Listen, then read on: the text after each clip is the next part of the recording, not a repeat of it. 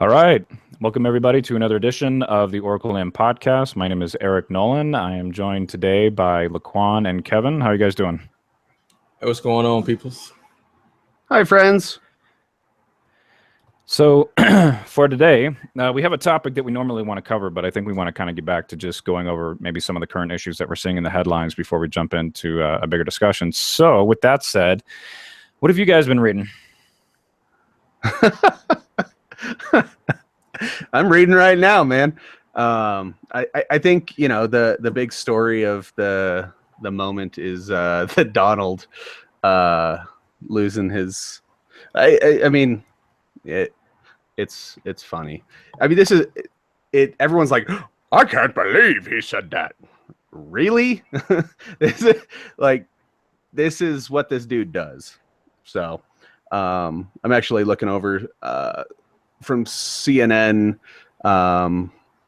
It's a bunch of interview with him and Howard Stern talking about his sex life and telling Howard Stern it's okay to call his daughter a piece of ass and that 35 is checkout time for a lady, because she's too old at that point.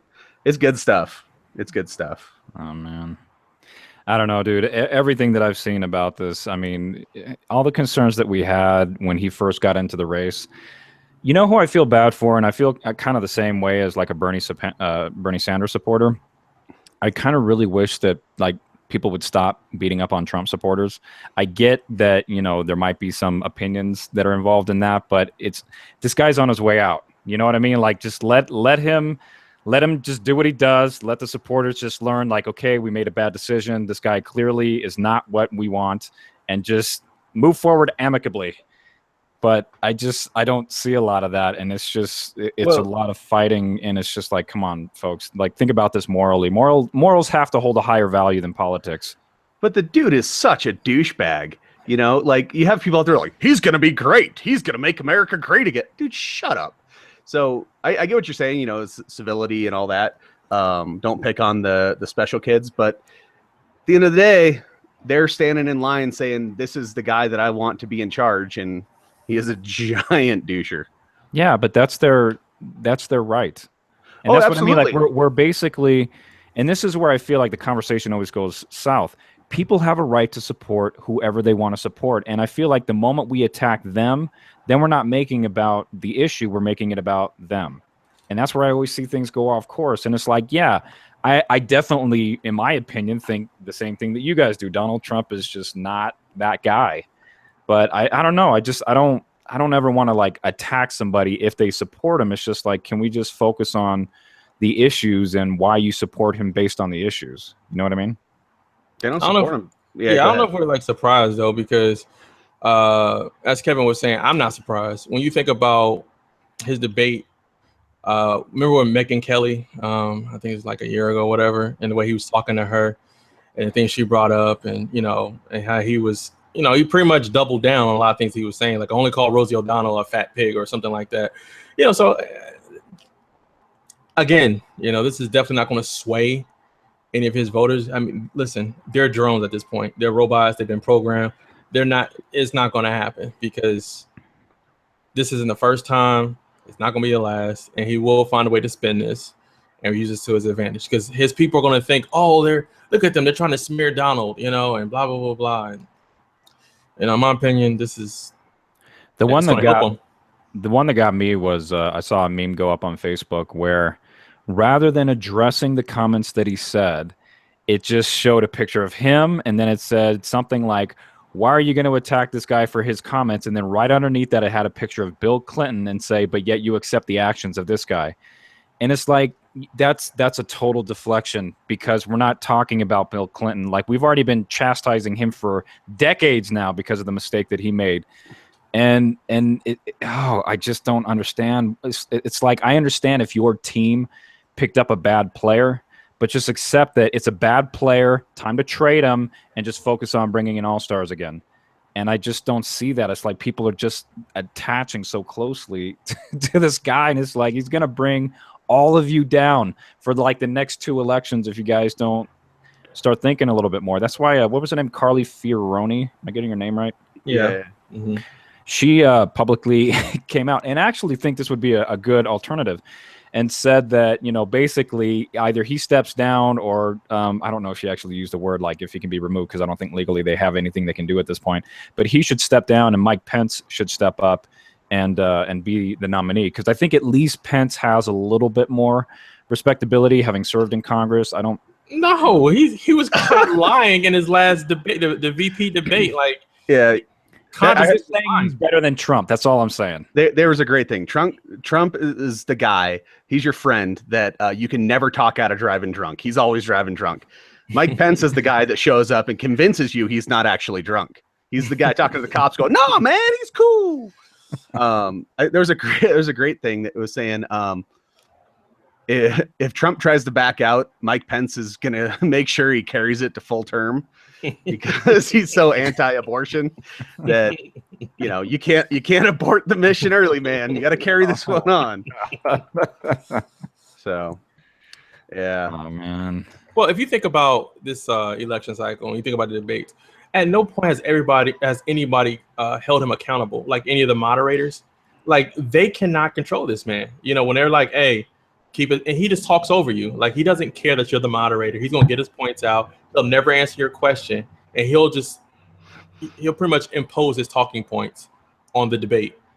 And so that's one thing I've seen too. It's like they're afraid of him, and it's like I've seen nobody stand up to him except for Megyn Kelly. But then she got shot down really bad, and then she was made to apologize by Fox. So that kind of shows you like the power he has. That she got embarrassed on TV, and then she still had to go on her show and apologize to this man.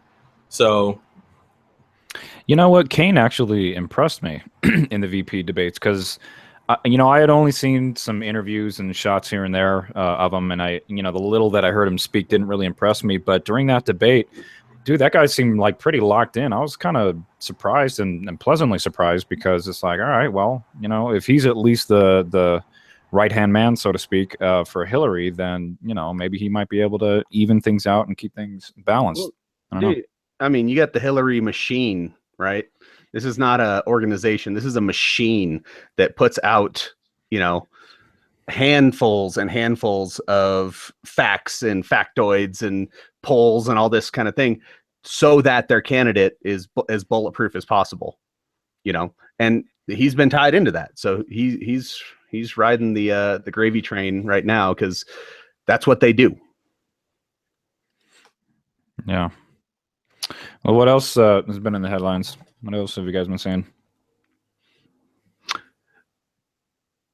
Cue your mics off, man. Cue your mic. Oh, sorry. I was I was reading Russia to kind of put out the warning to their people, saying that they're prepared for a nuclear warfare, you know, with the West if they intervene with the whole Syria, because they've intervened in Syria, and then, you know, United States is like, hey, that's my girl, you know, if anybody gonna slap her down, it's gonna be me. So, well, I mean, by intervene, they're bombing civilians. Yeah, you know, that's the intervention that Russia's doing right now. That's why everyone's all pissed off. They're not over there like, you know, we're gonna help out a little bit. They're like, hey, let's drop some bombs on a hospital. That'll be good. And, you know, it's. I was talking to a friend the other day, and he was like, I'm really surprised that we're not at war with Russia yet, because that's the only thing they actually listen to, is someone calling them out and saying, hey, no, you know, here's a line in the sand. And I'm not surprised, but I think there's, you know, I wonder, especially if Hillary gets in, if that isn't something that's going to happen sooner rather than later, is a line drawn in the sand. Well, that actually is something I was thinking about too, because the only thing that would technically be able to maintain a president stay in the chair of the presidency is if we go into war. And I'm actually wondering if this thing pops off before Obama gets out of office, he will have to retain his seat until that conflict is resolved. So I'm really, I don't know. I'm a little concerned, but I have to start reminding myself that it is media, and it doesn't necessarily mean that this is the full scope or the full picture. But I've been seeing quite a few videos of Russian military generals and United States military generals, and they're not talking peace. They're basically ramping up. Like, pardon the my vulgarity in this, but they're slapping dicks on the table where it's like, it's time that we're either gonna, like you said, like draw that hard line in the sand, or resolve this. And I don't know if the latter is gonna happen. Well, I mean, Putin is he's not a stable individual, right? He's definitely got the iron fist he's ruling with and all that. The dude's not an idiot. He knows that if he tries to go up against the U.S., that it's not going to end well. It's there's every country has ego, right? Especially the U.S. We're probably the biggest ego on the block, but when someone's calling him out, he's swelling up and we're gonna get out there and whoop your ass. The reality is, if push comes to shove, it would be, I think you'd see the diplomacy working faster in order to diffuse it, because nobody wants that, especially Russia. Well, they've already built, from a report that I'm reading, that they've already built some underground shelters that can house over 12 million people. And then lastly, I said Russia warned at the weekend that U.S. would face terrible tectonic consequences if it took military action against the Syrian regime. Russia has the largest stockpile of nuclear weapons in the world, with 8,400 warheads compared to 7,500 in America. So, yeah, but if you add in the UK and all of our allies, that's the thing, is they got bomb shelters for 12 million people, but that's end game. Like, if they're in there, right, they've lost. It's too late. Yeah. Like, what was it? I just saw a video that was comparing different nuclear weapons, showing how many tons of dynamite or megatons, and the capability. We haven't even been able to test our greatest strength, but we're talking about something that, and I think Russia has the largest impact as far as a nuclear weapon head. And what did they call it? I'll have to look it back up again. But it basically, if it were to go off, say like in New York City, it would cover like the bottom half of New England, just one of those. And that it trumps what happened in that word I know, but it trumps what happened in Hiroshima. Like that would basically be like a pebble in the sand compared to what their most, deadliest nuclear weapon can do. But we're not that far behind that. We have some pretty lethal things too. I just hope it doesn't come to that. I know this Middle Eastern thing, as far as, global, geopolitical positioning is crucial, not to mention in Israel. But I just hope it doesn't come to that. I really do. Yeah, I think we're a long way off from that at this point. Russia's not really, we had the Cold War and all of that nonsense, and they were talking about it came down, it got close to pushing the button, but even then it was a lot more tense, and things were a lot crazier than they are now. So it's definitely going to be interesting to watch and see. But I'm not really. I'm not thinking that we're anywhere near that point. I bet we could go in boots on the ground and everything. I think the reason we wouldn't go into Syria isn't because of Russia, because it's because Syria is, if we tried to go in there, we'd lose a lot of soldiers. It's a tactical nightmare. It's not like, going into Libya or something that's a third world country. Syria they have iPhones and shit, it's a regular country. They have a solid military. They're backed up with Russia. It's going to be, it'll be bad if we tried to go in. Yeah.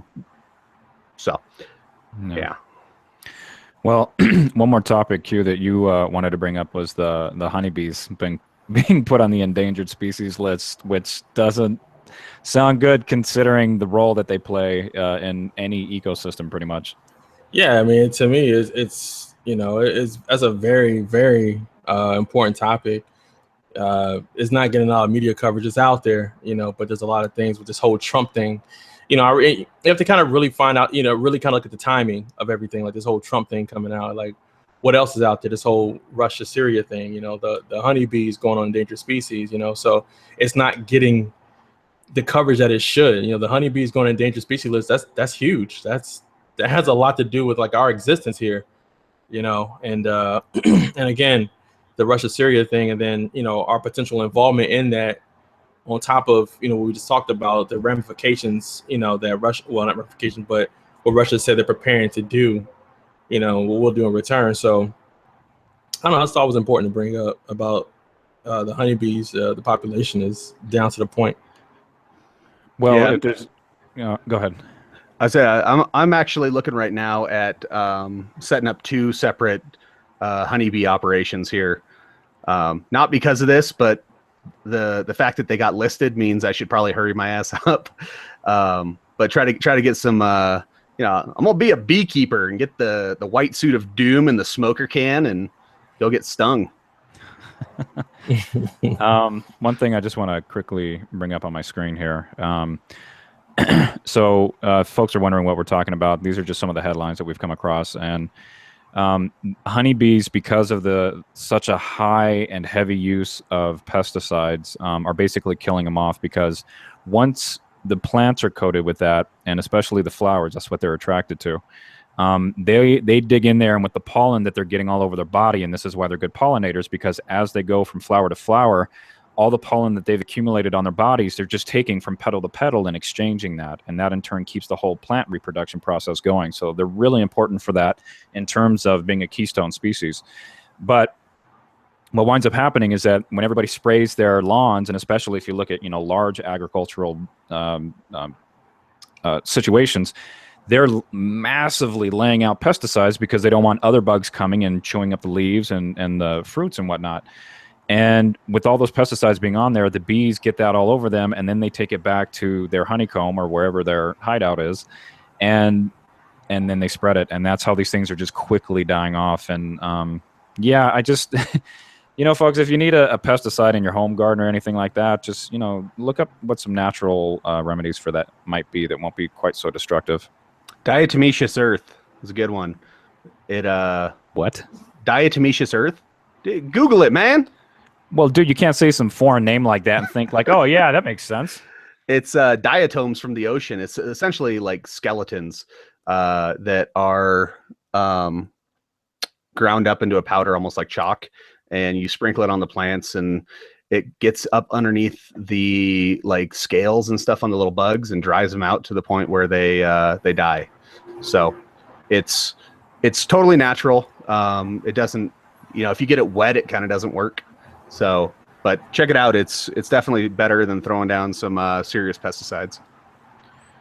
All right. Well, let me bring this up. So the diatomaceous earth is like a powder thing. That's what you're talking about here. Yes, sir. And this stuff right here, if we can blow this image up a little bit, diatomaceous earth. So yeah, actually, I do remember we actually used some of this when we had a cockroach problem, and it worked. Totally worked. If you've ever had a cockroach infestation just randomly pop up out of nowhere, that stuff will just shred them apart because it's so small that it gets little cuts all over them and they basically bleed out. So it's a way to not destroy everything else when you're only going for one invader. Yeah, stop putting hot dogs under your bed. That might keep the cockroaches down. Oh, I thought it helped to keep them away. Oh. You got a few tabs open there. Oh, that's nothing. that's light. Should have went incognito on that one. All right, gents. Shall we get into today's topic? Legalize it. Oh, please. All right. So today's topic, we're talking about marijuana legalization, and we have a few different angles to cover on this. And where do you guys want to start with this? I'll just start with a little timeline. We'll start from the 1600s and kind of work our way up. It'll be short and sweet, but just so everybody kind of has a little bit of background and some context. So when Eric and Kevin dive knee deep, you kind of understand what's happening here. So, so we'll start from the 17th century here. American production of hemp was encouraged by the government in the 17th century for the production of rope, sails, and clothing. Marijuana is a mixture of dried shredded flowers and leaves that come from the hemp plant. In 1619, the Virginia Assembly passed legislation requiring every farmer to grow hemp. Hemp was allowed to be exchanged as legal tender in Pennsylvania, Virginia, and Maryland. Domestic production flourished until the Civil War, when imports and other domestic materials replaced hemp for many purposes. In the late 19th century, marijuana became a popular ingredient in many medical products and was sold openly in public pharmacies. During the 19th century, hashish, I think that's how you say it, use became a fad in France and also to some extent in the U.S. 1906, the Pure Food and Drug Act required any cannabis container over the counter to be labeled. The main point here is in 1920s, the Mexican immigrants introduced recreational use of marijuana leaf.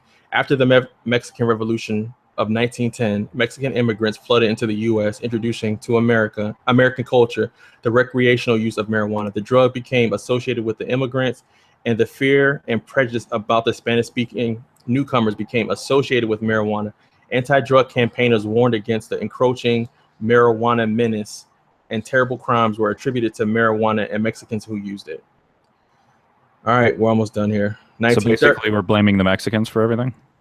Yeah, and then we'll get into blaming the blacks. Not far behind. Yeah, of course not.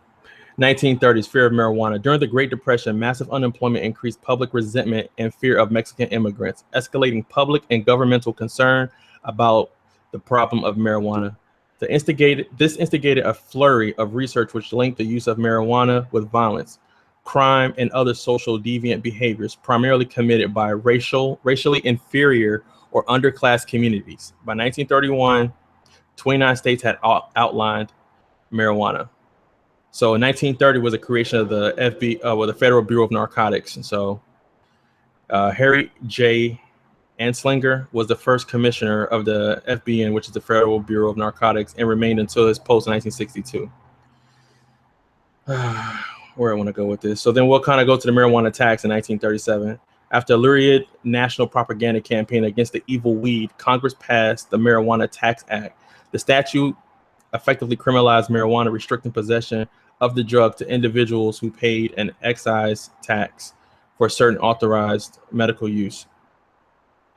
All right, so, and lastly, what I want to bring up too as well is since prohibition of alcohol failed with the mafia and everybody else taking over, getting their hands into it, they really wanted to really get this one right with marijuana, weed. And so that's when Harry J. Anslinger said that smoking weed would make you a wild beast. It would make you do things that aren't normal, and it would prompt white women to want to sleep with minorities, in a sense, black males, or make black males want to sleep with white women. And that was enough to have marijuana banned through the legislation. So let me see if there's anything else. Yeah, everything else we'll cover. But yeah, it's pretty much to kind of provide a little context. So if you guys want some context, it's a little like minute 30 Reefer Madness. You guys want to see the trailer? Yeah, why not? All right, let's put this on here. So go to share screen. You're going to start the video. Go to share. All right, present to everybody. Let's take off this. Oh, it doesn't look like I'm going to get audio. Well, maybe we can fill in the narrative on top of this. So this guy's over in the corner.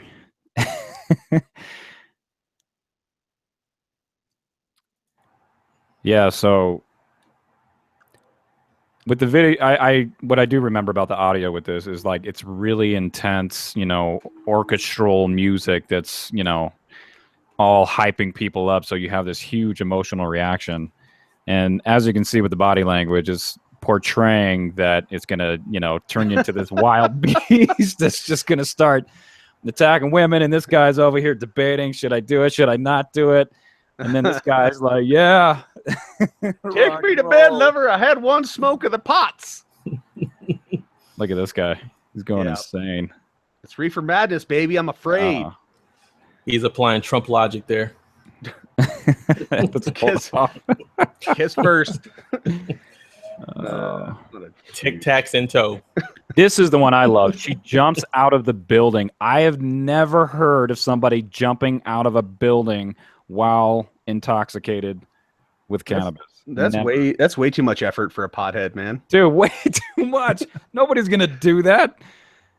But you know what? This is really important, though. I'm glad you really showed this trailer. So for everybody watching, he's dying. And even our future audience, just think about the media and how they portray things. How they lie to you and how they try to shape, give you a narrative and kind of shape your mind on certain subjects.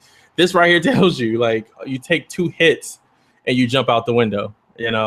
I can see if it was bath salts or synthetic marijuana, but it's just.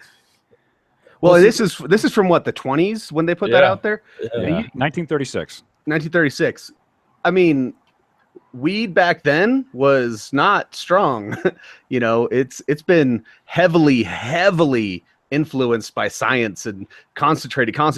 I mean, there's some really good stuff now. You take 2 hits, you'll be on the floor, maybe taking a nap, but you're not losing your mind.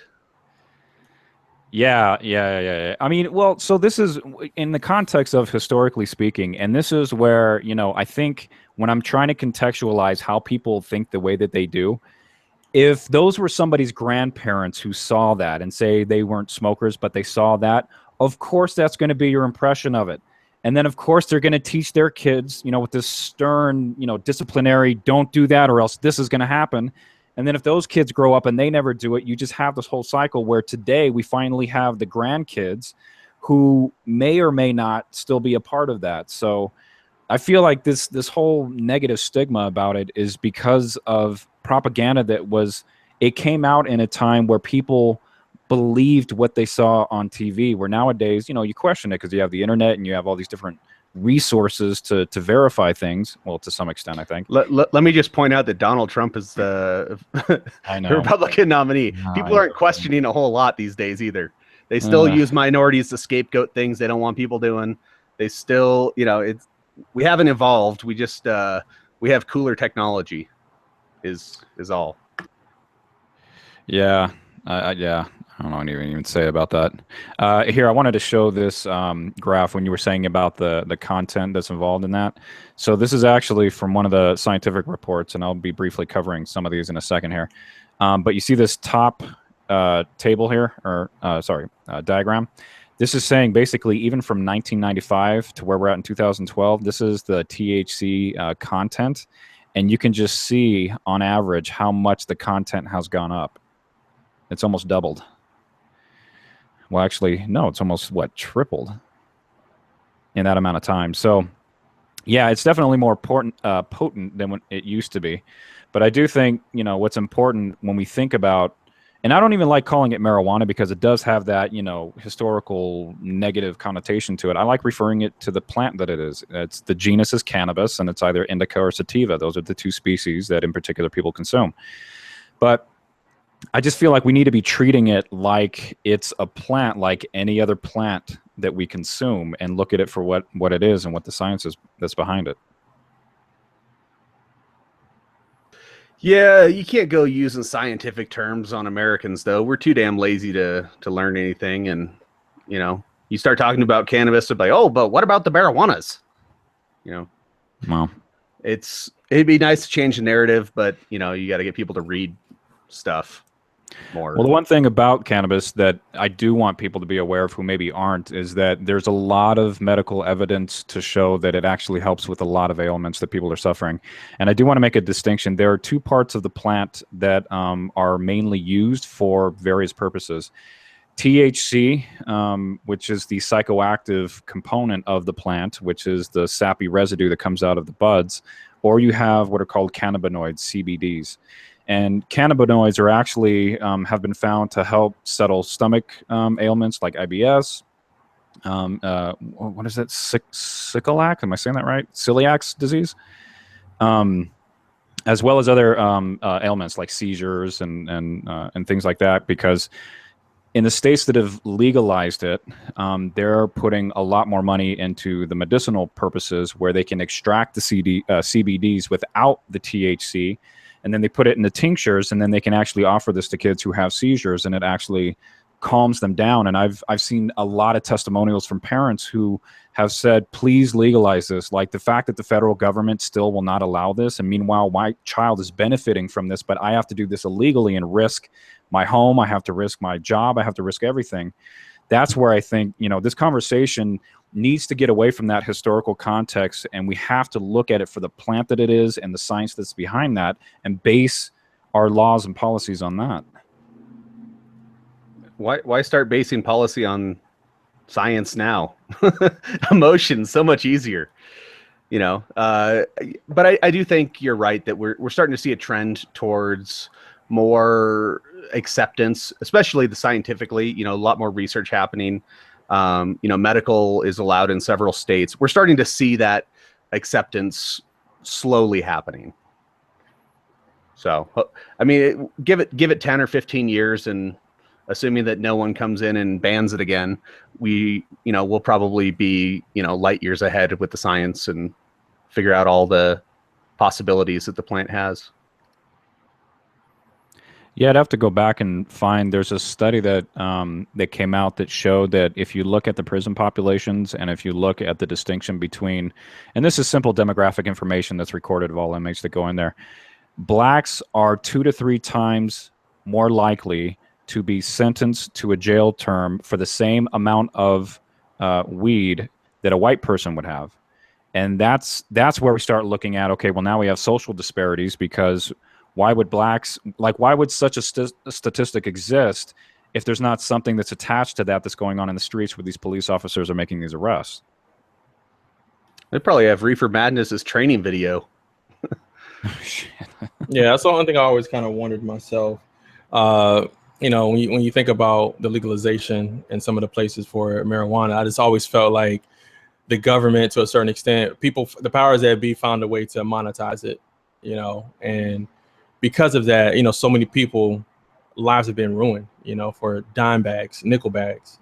You know, you're getting these outrageous sentences, you know, because even back in the 1930s, 1940s, the studies came out that, you know, we were talking about this before we went live, is, you know, at the time, 40,000 people a year were dying due to alcohol related incidences, where there was 0 from, you know, hemp, weed, marijuana, whatever. So even back then, the science supported the fact that, look, this is not doing anybody any harm, you know, yet you ban it because, you know, one, the Mexican fear, you know, bringing it for recreational use, and one, you're using white women sleeping with black guys, but the potential of that, and that's enough to scare any white man, you know, like a white woman gonna sleep with a black man? Hell nah. Wait, what are you talking about? Just the fact, I'm talking about the fact that you just threw me off. No, no, you talking about the prison population. Yeah, and but what does it have to do with white women and black dudes? No, because I was talking about how when they banned it. Oh. Yeah. So when they banned it, because you put that element in there, you know, you actually just threw off my point. Sorry, I didn't mean to do that. No, it's totally fine. No, because I was about to bring it all the way back around. So it'll come back to me, but right now, just my whole point is lost. Yeah, I mean, it all compounds, right? You have you know, hemp is something that's very useful, right? You can make paper, rope, you can make just a ton of stuff out of that. So unless that's illegal, cotton farmers have a harder time putting their product out. So if you have marijuana as a drug is legal, well, the alcohol people have a harder time selling their thing. The tobacco people have a harder time selling their thing. So you kind of have this compounding effect of a lot of different things built on, you know, some of them built just on racist values, others built on economic. And, you know, it makes it real easy to everyone jump on one thing and say, that's not good. And, you know, when they ban it, it's, you know, it definitely goes underground because prohibition doesn't work, but it goes underground enough that people accept the fact that it's going to be illegal. They're not going to fight and, you know, scream in the streets like they did with booze. True. Q, did it come back around? No, I mean, pretty much what Kevin was saying was just like what, you know, I was getting ready to illustrate, you know, because you were saying that, you know, the prison population, you know, versus in the sentencing, the disparity, you know. So I was talking about how, you know, the research back then, you know, the timeline I gave you supported the fact that, you know, 40,000 deaths a year would contribute to alcohol, which is none for marijuana. So there was no reason for it to be illegal to begin with. So then I correlated that to when the Mexicans brought it over for recreational use, and that fear, you know, they didn't want them engaging in that either. So it's like, I don't want any minority engaging in it. So we're going to make it illegal. That's what they did, you know, because that fear, you know, if you smoke it, you're going to become a wild beast. And they refer to, you know, the Mexicans. And then, you know, again, they said that if white women smoke weed, they'd be more apt to sleep with a black person. So that gave it push for them to ban it. So now that it's legal, is what I'm trying to say, is like they just found a way to monetize it, you know. But look at the aftermath, you know, in that, A lot of people have lost their, lives, their freedoms. Families been broken up. A lot of things has happened, and nothing was ever wrong with marijuana in the first place. For them to make it illegal. So one thing that I can hear, proponents against this is that, it's still an illicit drug. It still is going to have an effect on the body. And one of the things that that I wanted to bring up here is, so this is the American Lung Association. This is their website where they talk about marijuana and lung health, as you guys can see. And the thing that I want to point out is that if you scroll down, there's a lot of language in here that says, it has adverse effects, it has, this, that, and the other on the body.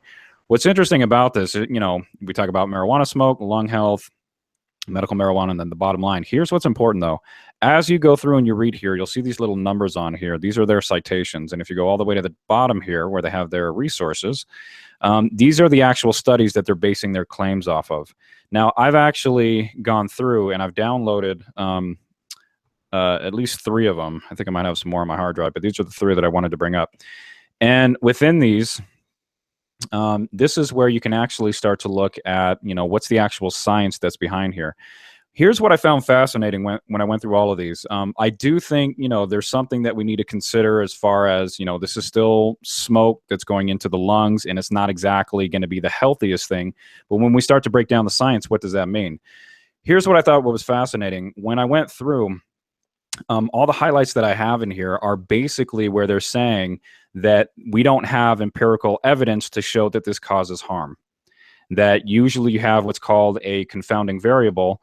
And a confounding variable means that if you look at the population or the sample of peoples that they look at in these studies, a confounding variable means that they're trying to study the adverse effects of marijuana inhalation with smoke and how it has carcinogens and how it could potentially cause cancer. But the confounding variable is these same people smoke tobacco. So there's no way that we can separate those two if we're looking inside the same lungs. So, I'm not advocating that it's the smartest thing to do to put any smoke in your lungs, because I'm sure there has to be some negative pullback to that, whether it's, acute respiratory inflammation or acute bronchitis or anything that could possibly strip the esophagus of its mucus or become over mucus, if that's a word. But the point is that the science, it hasn't come in to show that, we're having a significant health impact on this. So that's where I feel that, we should really be shifting this from a criminal justice issue where it's outlawed, people are getting arrested, people are, paying fines when really there's no reason for them to a public health issue, which is people are going to use this. It's clear this isn't going anywhere. So why don't we study more closely what the actual health effects are so we can just make sure people aren't damaging their bodies? There's less money in that, though. So, when you privatize the prisons and you let the lobbyists for the prison industry write the laws, they're going to write stronger and stronger laws for things that are easy to break, especially with minorities, so that you can lock them up and they can make a bunch of money. I mean, the drug use, no matter what drug it is a public health issue. You talk to anyone that works on that, that's the number one thing you're going to hear. This is not a criminal issue. This is public health. We need to talk to people about public health. We need, if someone's an alcoholic and they keep going to jail, get them treated for alcoholism. Don't punish them for being a street alcoholic. The problem is there's no money in that. It costs money to do that. And that's not the way our system is set up. Whether it's designed that way, which I think we explored a little bit ago, or whether it's, we just haven't caught up with the scientific understanding of addiction or, drug use in general. We already know this is a public health issue. The problem is it's hard to get that to change in the legal system. One, because there's a lack of political will to do so, which I think we're seeing turn with a lot of the recreational and medical marijuana laws in the States. But it's, you have a lack of political will, but you also have a lack of understanding from the general population. Well, just have them quit. It's heroin. How do you get them quit heroin? They need help. I know with our prison here in Flagstaff, they do a lot of work trying to help with it, try to treat the addiction to stop repeat offenders. That's not the case in a lot of prisons or jails. you're an addict, you get caught with weed, whatever it is, you're getting locked up. And when you go back to doing it, we're going to lock you up again. They don't really, criminal justice system isn't set up to actually handle this effectively because nobody wants to actually spend the money to solve the problem. Yeah. I hear that, the libertarian independent voice in my head going, well, we don't need regulation to do that. People, if it's a problem, they'll figure out and they'll find a solution. When you say that there's no money in making that, is that because we're not being creative enough to see how we can structure something to bring in a revenue channel? Or is it just something that, yeah, this is something that we should be attributing to the government because it's one of those gaps in society that if we don't fix, it's going to create other problems that we don't want to deal with. I mean, I'm okay treating it like alcohol. I don't want somebody getting behind the wheel of a car if they're blown out of their mind on weed, especially given the THC content that's in there.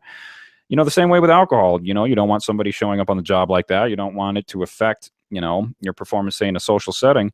But what somebody does in the privacy of their own home, especially since there's not really any science out there that shows that this is really damaging or harming people, why are we having an issue with this?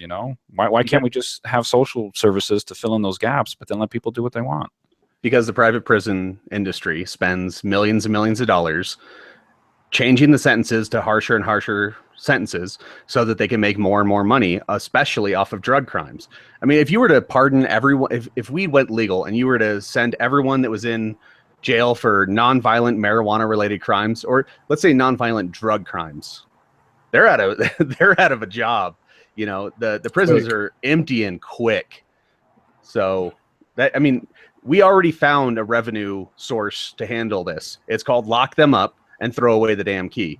What we need to do is spend a little bit of money and solve the problem, through the ways that we know work, instead of just locking people up and saying, well, you shouldn't have smoked weed. I mean, jail for weed, come on. Yeah. I do love the fact. Oh, go ahead. No, I was just echoing that. Yeah, that makes no sense, to me. So especially if it's like a small amount, though.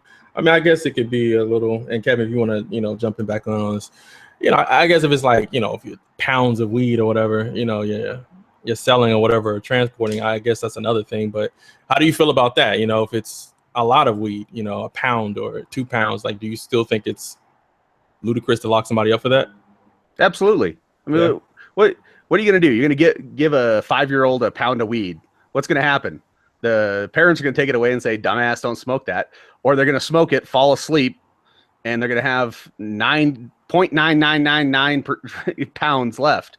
Like, this isn't it's not like cocaine where you could sit there and do lines until you die. You can't really. So theoretically, you could probably overdose on weed. I don't know that it's ever happened. I've never seen anyone saying it's ever happened. The trafficking of marijuana is, just because there's a lot of it. Let's say I have a pound of weed. It's a lot, I guess, right? So I take it and I go give it to a whole bunch of people, right? With our current system, I've done something wrong a lot of times. Plus, I had a lot of it at once. So they're going to hit me, even if they catch me driving around with it, they're going to hit me with, well, you could break that up into this many pieces, so attempt to distribute. There's still nothing, in my mind, there's nothing wrong with this. As long as we have a way to, I'm all for regulation and taxation. Treat it like alcohol, right?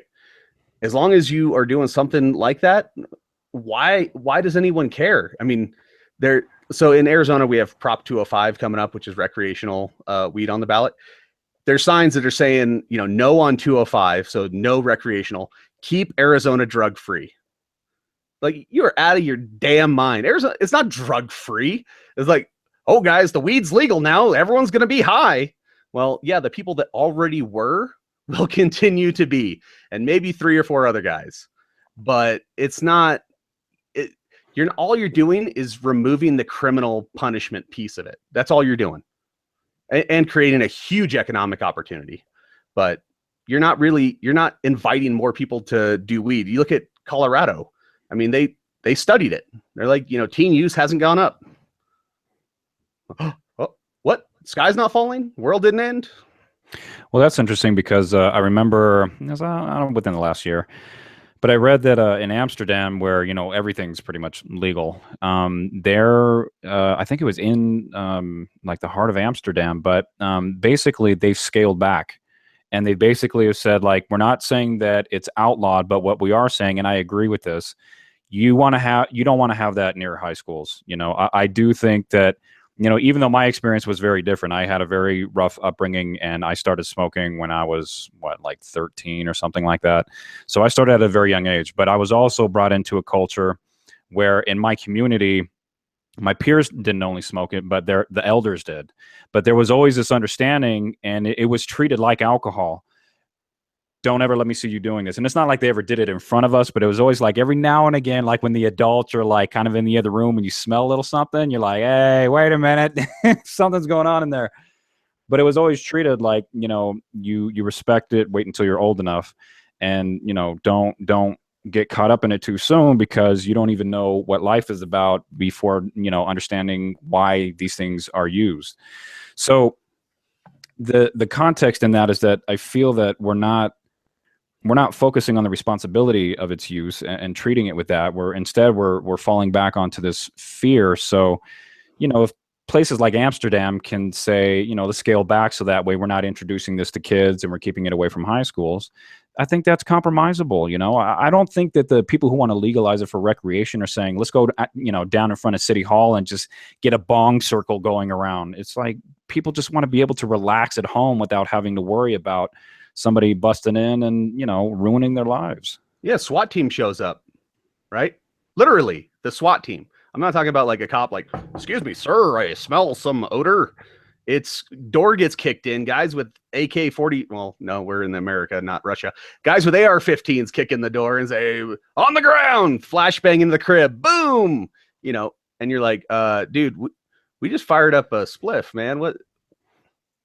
I mean, all we're talking about with recreational is removing the criminal element, removing the part that criminalizes it. Now, I haven't seen a single one of these recreational things that actually truly reduces or removes the criminal piece of it, because they all have layers of bureaucracy of, well, you can only do this if you pay the state this much money. You can't grow it commercially just because you want to. So there's still going to be people whose doors are getting kicked in. But at least the average person, the people that really do populate the jail for no good damn reason, are the ones who are not going to be arrested for that again. That's all we're talking about, is removing that piece.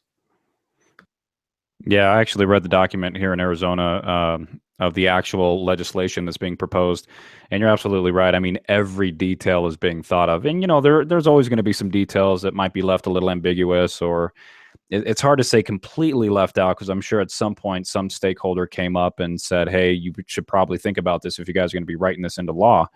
But it covers a lot of this stuff, because we don't want people using it recklessly. But if people can handle it responsibly, I don't know, just let people do what they want to do with their own bodies. So this was written by the medical marijuana industry in Arizona, but the people that actually have the dispensaries that are actually legally allowed to do it already. So that's why you see huge amounts of money having to be paid to the state. Like they've created a barrier to entry for competition. So everything in there it's it could be a one-page thing. Possession, cultivation, and distribution of marijuana is no longer a crime. Could be that easy, right? But that's not what they did. It's 47 pages or something stupid of just level and I mean, some of the fees to the state to actually, to become a grow operation or a distributor, like $20,000 fee. Just you pay that 20 grand so that you can put in your application. So this is, I'm not, as much as I'm just a huge proponent of legalizing it for the decriminalization piece, I'll take what I can get, but we're baby steps until the federal government really steps in and does a blanket, we're delisting it from Schedule 1. Whether or not I don't know that you'll ever see the feds go, hey, we're just going to decriminalize completely.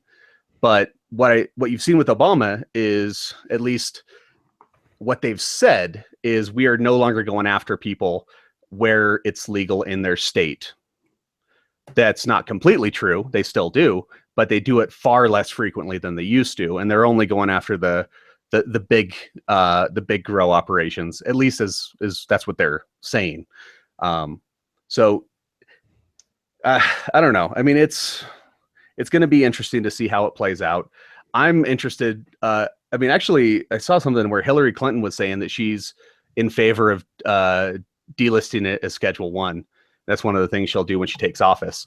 And I was like, the kids don't like you right now, but they might start thinking that you're a little bit okay if you're like, you know what, guys, fire up a fat boy and vote for Hillary. Well, like you're saying, I mean, I think it'll be on the national ballot when more states come out, especially with recreational use, because I think medicinally, you know, that's always been one of those, you know, kind of like, yeah, okay, you know, it's there, but we kind of know that this is just kind of getting our foot in the door. But eventually, I think when more states start doing recreationally, then I think the feds will just say like, okay, well, at this point, we can't enforce the DEA anymore because now states are pushing back too hard that now it has to be more along the lines of oversight. But along that line, though, when you're talking about distributors, that's another thing, too, because, you know, growing up in Los Angeles also taught me that there's a whole underground business to this thing. Don't think that just because somebody looks like a thug hanging out in the streets that they are not operating on a high level of organization. I mean, dude, I remember like I used to get my weed sometimes from a spot in Compton. And dude, you go down the street and it's a, narrow street. So already I don't know anybody. I just heard this is a spot. And this is like way back in the day, like when I was maybe like late teens, early 20s or something like this. So this was a long time ago. But you go down the street and, it's in the middle of the hood. Like it doesn't look like, there's much going on. It looks like a bunch of abandoned houses. And then you'll have somebody kind of come out and then you pull over your car and then you get out and then they're just like, hey, what's up? And they're like, yeah, what's up? How much you need? And it's just like, all right, a dime bag, please. And, you're like following this person into an abandoned house. And then you go in and it's just like a full on like organization, like people just handling their business and treating it as such.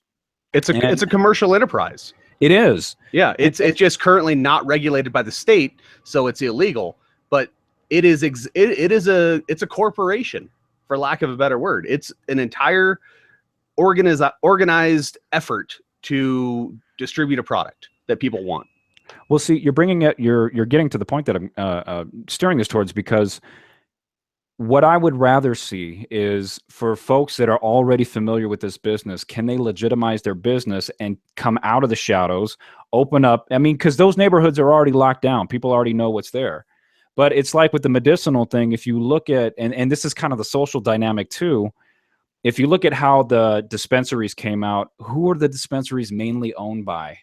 Who had, the first leg in legalizing this? They're mostly white males. So there's this whole social part of it too, which is, if the whole point of this is that we want to get away from the criminal aspect of it, legitimize it, make sure we're looking at the health effects and we're doing appropriate policy on this, then I think it needs to be written into the policy to allow those folks to legitimize their business without it staying underground, because I feel like we have to be very careful is what I'm trying to get at in legalizing it, because otherwise it'll just push those folks underground, and then they're going to have to find the next trendy drug that, kids are going to want to buy and pick up in the streets because they can't buy it anywhere. And it's like, it kind of starts down this whole other path again. So I feel like, as I continue to move forward with this issue and look at the actual policy that's written on this, is it also allowing for business opportunities to responsibly come about and do, what they need to do to run a business? Or are we kind of pushing things in a direction where we're letting some people through the door, but not everybody to compete? Yeah, I think, okay, to the first point, is there a business opportunity there? In 2015 in Colorado, they did just under $1 billion in marijuana sales. So is there a business opportunity? Oh, hell yes. And the hilarious thing to me is that the Chamber of Commerce is against it universally. The Chamber of Commerce is against, in one state, $1 billion annual industry, right? So fuck them.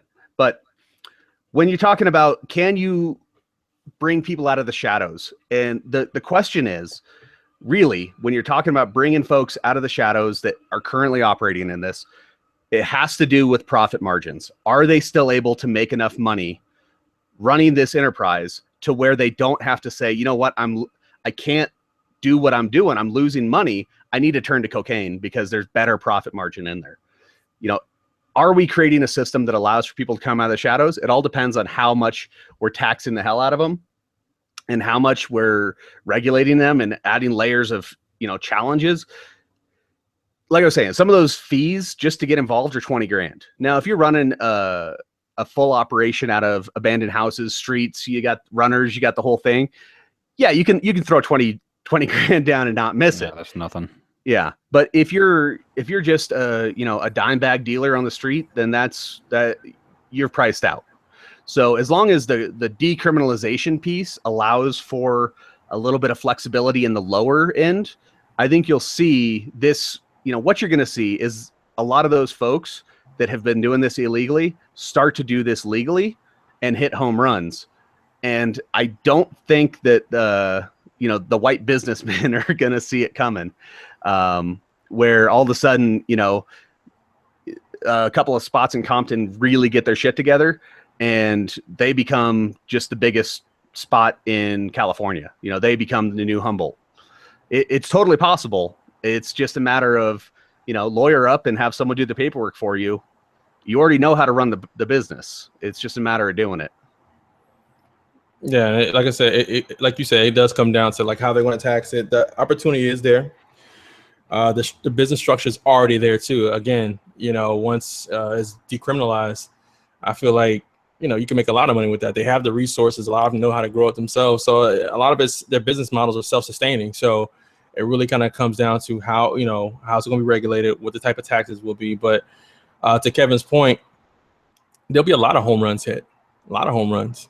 So right now, a lot of people are forced with the medicinal to the dispensaries and stuff. But you take that away, you decriminalize it, you're going to. I think they kind of see that too. I think that's another reason. I think they know already if they decriminalize it, like a lot of people are going to be making money, especially like in the minority communities and stuff like that. And they see that they're not dumb, so that's why in certain places where you're starting to see it legalized, again, this white owned dispensaries and stuff like that, you start legalizing it, around here, the dynamic changes, can you imagine like in Compton, LA, Inglewood, those dudes out there, like they know how to run that business, they know how to, the profit margins, everything. So it's just, it'll come down to the taxes to me, I think. Will it be worth it to them? No, I think you're bringing up a good point, because if the taxes that are coming in, and this is where, I think the other side of this is, okay, so, Kevin, how much tax revenue has been generated in Washington, Oregon, or Colorado? I didn't look. It's $50 million or something for the schools in 2015. Like it's a big dollar amount. It's not $1 billion in tax revenue. It's $1 billion in sales. And there's a certain percentage. I think it's like a 3% tax, from what I was reading earlier, 2.9% or something like that in Colorado, that goes towards a couple of different things.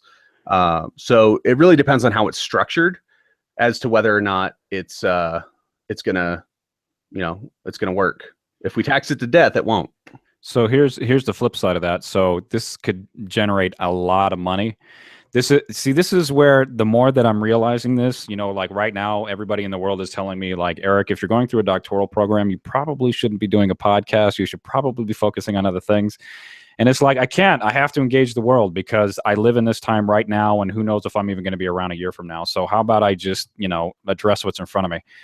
And I say that because, so this is a big issue, because if it's going to be generating millions of dollars, and say that millions of dollars gets, split up within government expenditures, the amount of it that goes to education, and this is where part of the concern comes from, my perception of this, is that going to like pay teachers better, or is that giving a raise to administrators? Is that giving a raise to those that are already in administration, or is this really helping to better help our education system, especially here in Arizona? I mean, that tax revenue can do a lot. Now that I'm learning all the backstory, and Arizona is one of the worst in the United States, and now that I'm looking at why, it's because we're severely underfunded, and even less, I'd say even more so than being underfunded. I don't think the money's being appropriated in the best manner necessarily, and I think that's another issue. But if we get a flood of money coming in, who controls that money? Where's that money going? I think those are important questions. Yeah. So the answer to your question is the state legislature, right? We're talking about state level. The state of Arizona legislature is currently filled with terrible human beings. It's probably the nicest way to say it. Their priorities are to defund education, defund, so that they can do tax breaks.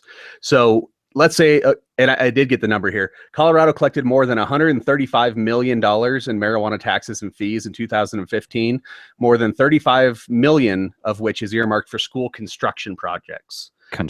Projects. Yeah, that's just a piece of it, right?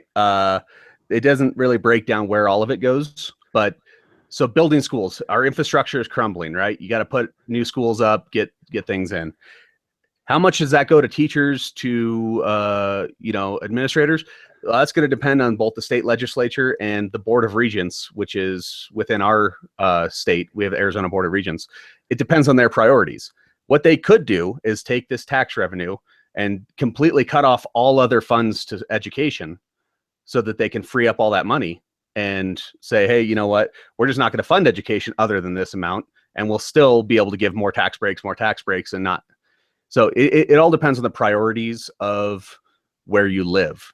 In Arizona, the priorities are that smart people vote Democrat, so we should make a bunch of stupid people. I hope that what we see here, and California is a little bit different, because California, anybody who's been either to Southern or Northern California knows that is just such an accepted part of the culture there. I mean, you got white hippies from back in the 70s that, own a lot of land. You got, different urban environments that have all kinds of mixed cultures, and everybody there is just an accepted part of the whole, so many communities. I mean, Q, when you were mentioning earlier, from Compton, Long Beach, Inglewood, to LA, South Central, East LA, you could say like, oh, it's just in those communities. Nah, that stuff is also in Palos Verdes. It's in Malibu. It's in Santa Monica. It's everywhere. Irvine, Newport Beach. I mean, it's not. It's one of those things that's like, either we can keep it underground and keep punishing folks, or we can just try to address it. That society as a whole, I think it's safe to say at this point, this isn't going anywhere. So I do hope that, Kevin, when you were saying about, Arizona and state legislatures and how the tax revenue would be handled, I think that's where things do get interesting, because does that mean that we're going to, just keep building schools and keep bringing in students without making the education better, basically paying teachers better so they value their job? Because I don't think a lot of folks understand what it takes to teach. It's not a 9-to-5 Monday through Friday job where you just turn it off once you punch out at the end of the day. You're grading, you're answering, student questions, you're dealing with parents, you're dealing with, societal factors. I mean, it's never ending.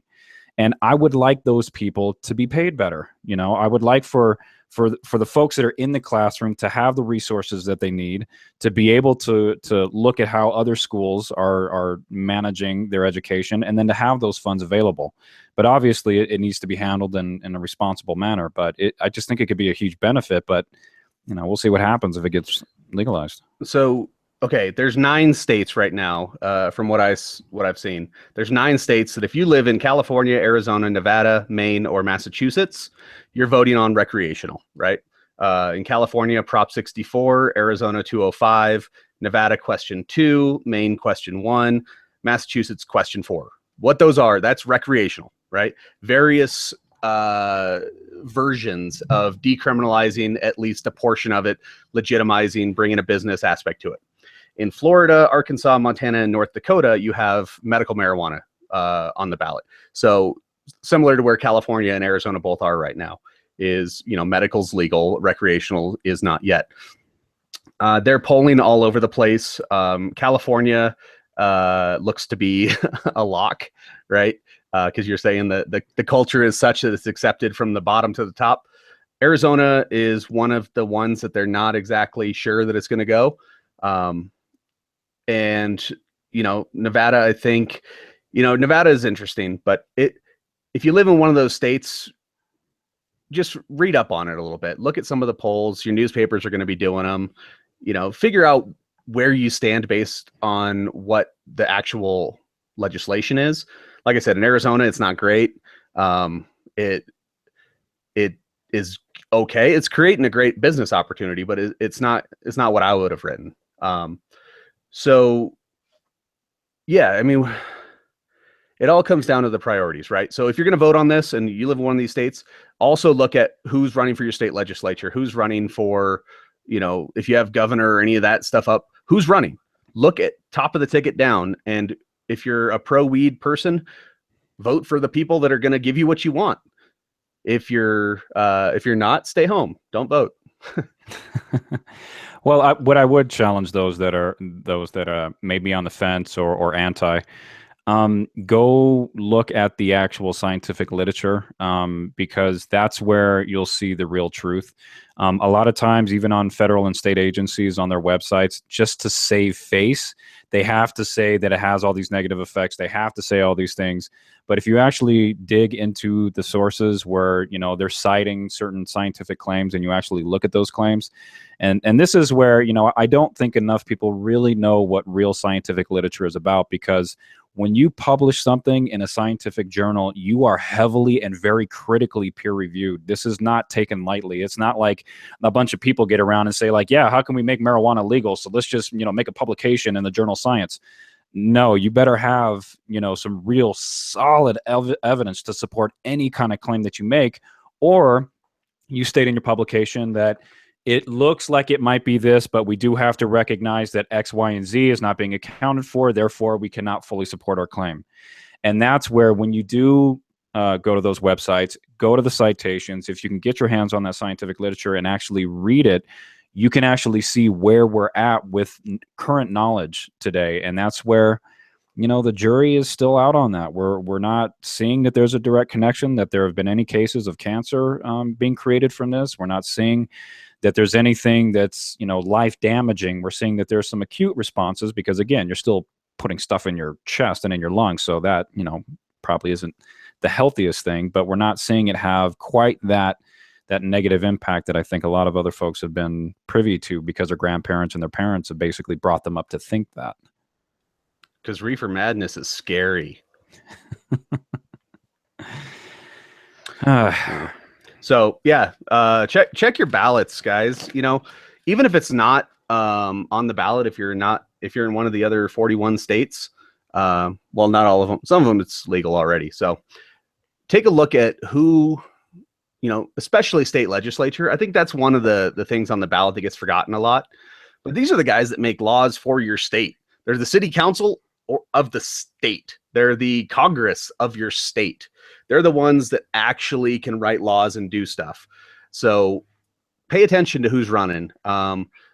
If to generalize grossly, libertarian candidates and that tend to be very open to medical and recreational marijuana. Liberal candidates tend to be more open to it, although not universally. Republican candidates tend to be more opposed to it, although not universally. So take a look and, really, we're getting kind of close to the election. But one of the things I tell people is go talk to the damn person. Go find out where their office is and say, hey, where do they stand on this?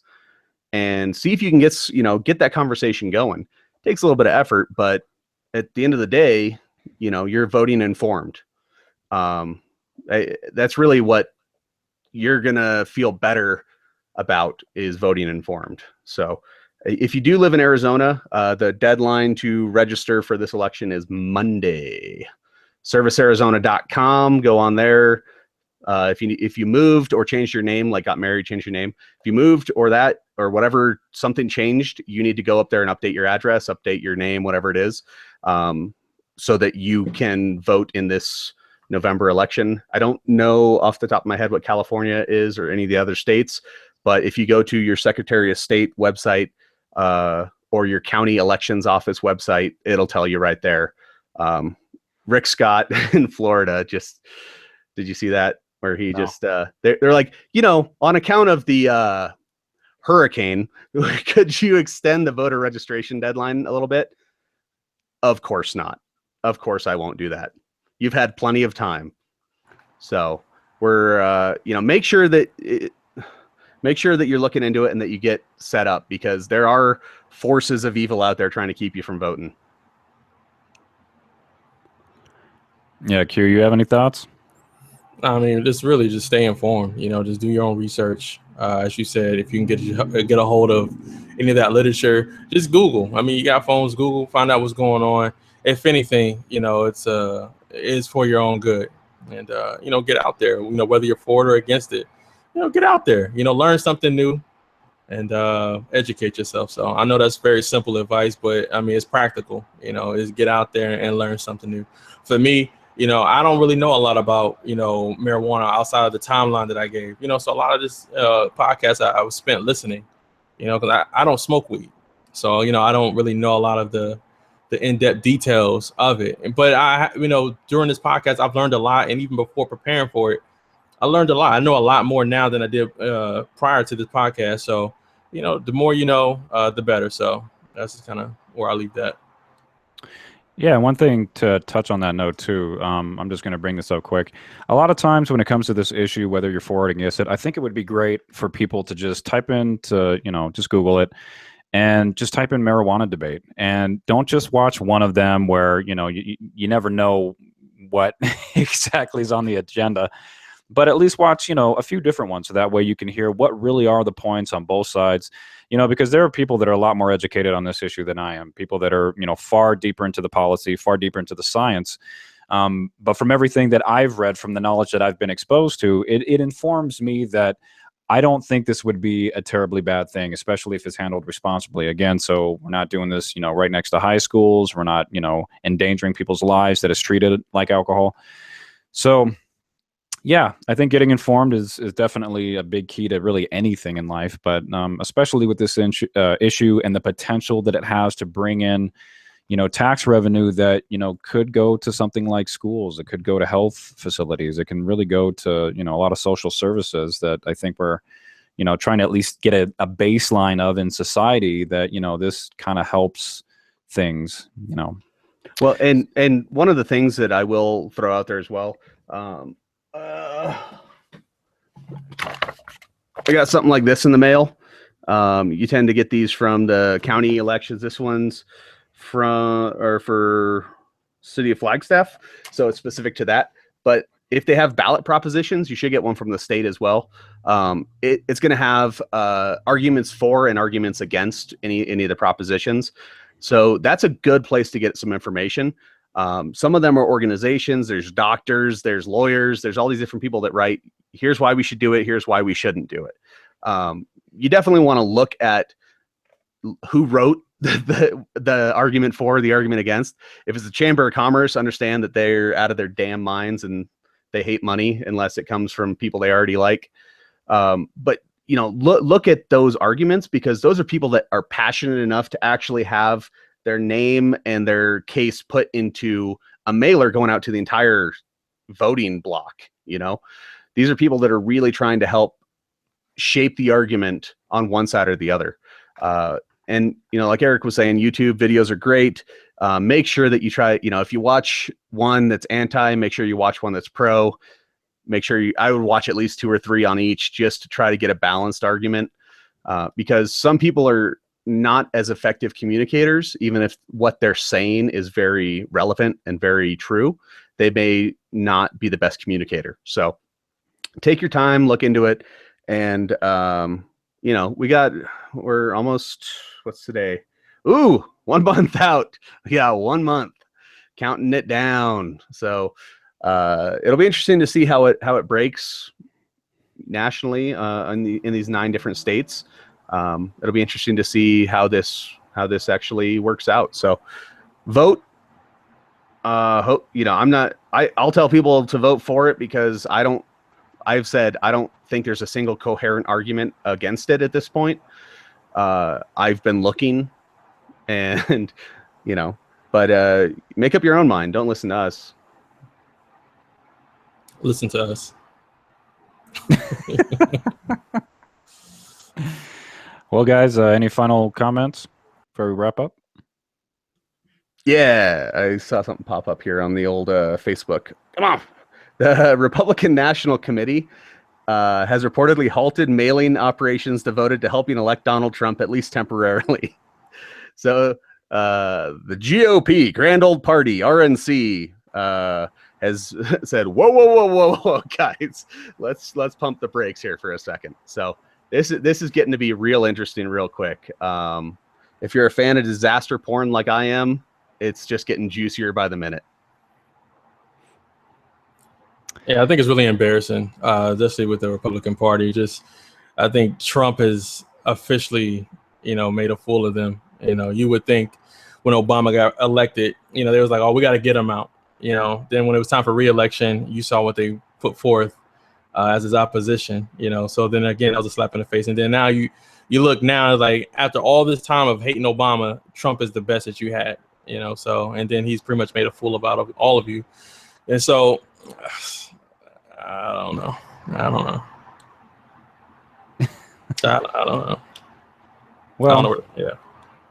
Yeah, no, we'll see what happens over the next coming weeks. But on that, just as a quick recap, we were talking a little bit earlier in the show about Donald Trump's comments that recently came out and how the Republican Party, they were already having some people come out and speak out against it. But now, I mean, they're pushing heavily to ditch this guy and just say, like, you know what, we're just going to take a loss on this and we'll just focus on the next election, because if they don't distance themselves from him, it's just going to become more and more damaging. That, even if somehow Trump, pulled out a victory, which I don't think is likely at this point, but even if he somehow pulled out a victory, he is going to damage their brand so bad that he's not going to get re-election. I mean, the Republican Party themselves are going to be looking to replace him somehow, and I don't even know how that works. Like, I don't even know the legality of them being able to put up a front runner to go up against an incumbent, but we'll see what happens. We also talked a lot about marijuana legalization and covered some different aspects of that. So